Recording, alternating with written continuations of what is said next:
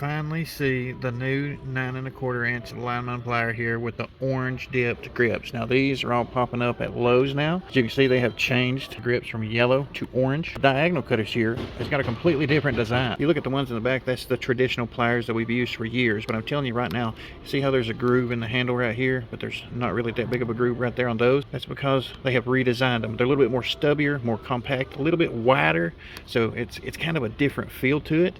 It's more like a feel you would get with Milwaukee's USA pliers. And there is some differences here. If you look at the Klein old school ones, they have induction hardened cutting blades. New ones have laser hardened cutting knives. Just supposed to be a little bit stronger, a little bit sharper than the old school method. So that means you're going to get the exact same thing with the long nose pliers and the same thing with the lineman pliers. Now the finish on these looks a lot smoother. Personally, like the old school forge feel to it. It just looks good, nice grit, you know.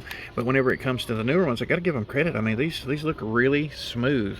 Laser etched, made in the USA right there. These are our basic lineman pliers. Of course, you know, here's the originals right here. If you look back there, you can tell a difference. Just in looking at the plier, you really can tell a difference. Real question is, have they reduced the metal quality in any way for Lowe's? K7, which you can see forged into that plier, and this one has an L1. Now obviously I'm not going to buy these just to test them out side by side to see if there's any differences. That's what Project Farm's for. And they're obviously still forged, just a little bit better manufacturing quality done. One thing I still hate seeing is the fact that they went from making these here in the USA, which you can still see right here, to these are now made in China.